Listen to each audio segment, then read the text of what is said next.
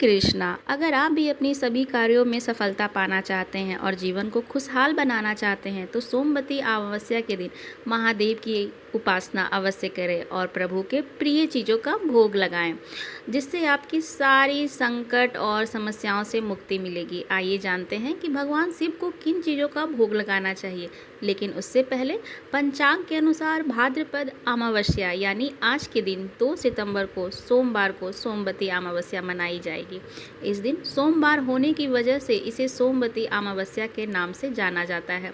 सोमवती अमावस्या के दिन भगवान शिव और मां पार्वती की पूजा अर्चना की जाती है। धार्मिक मान्यताओं के अनुसार जिस दिन सोमवार और अमावस्या तिथि हो उसे सोमवती अमावस्या कहते हैं। इस दिन पितरों का तर्पण कर दान पुण्य का विशेष महत्व है। इस दिन पीपल के पेड़ की पूजा व 108 परिक्रमा पीपल की पेड़ की करनी चाहिए।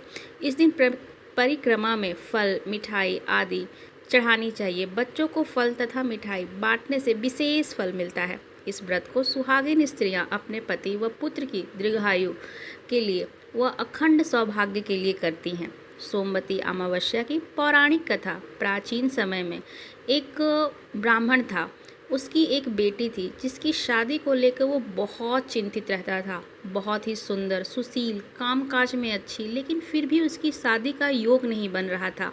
एक बार उस ब्राह्मण के घर एक साधु महाराज आए और वो लड़की की सेवा से बहुत प्रसन्न हुए और उसे दीर्घायु होने का आशीर्वाद दिया।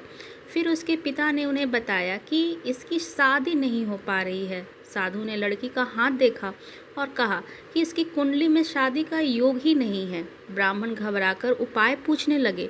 तभी साधु ने सोच विचार करके उसे बोला कि दूर गांव में एक सोना नाम की औरत है, वह धोबिन है और वह सच्ची पतिव्रता पत्नी है। अपनी बेटी को उसकी सेवा के लिए उसके पास भेजो और वो औरत अपनी मांग का सिंदूर इस पर लगाएगी तो तुम्हारी बेटी जीवन संवर जाएगा। ब्राह्मण ने अगले ही सुबह उसे सोना धोबिन के यहाँ भेज दिया। धोबिन अपने बेटे बहू के साथ रहती थी। ब्राह्मण की बेटी सुबह सुबह जल्दी जाकर घर के सारे काम काज कराती थी। 2-3 दिन ऐसा चलता रहा।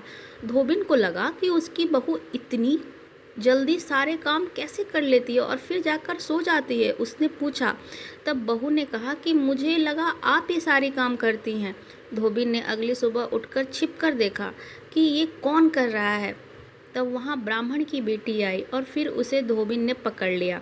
धोबिन ने पूछा कि तुम ये सारी चीज़ें क्यों कर रही हो। तभी धोबिन की बेटी ने सारी अपनी व्यथा सुनाई। धोबिन खुश हो गई और उसने अपनी मांग का सिंदूर लगा दिया। ऐसा करते ही धोबिन के पति ने प्राण त्याग दिए।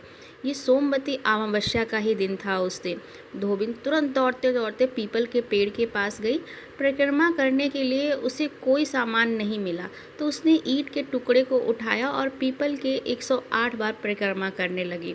ऐसा करते ही धोबिन के पति में जान आ गई। इसके बाद से इस दिन का हर विवाहित स्त्री अपने जीवन में विशेष महत्व रखती है और अपने पति की लंबी आयु के लिए व्रत पूजा संपन्नता के लिए करती है और यह कथा सुनती है। कुछ समय बाद ब्राह्मण की कन्या की अच्छी जगह विवाह हो जाती है और वह अपने पति के साथ सुख में जीवन व्यतीत करने लगती है।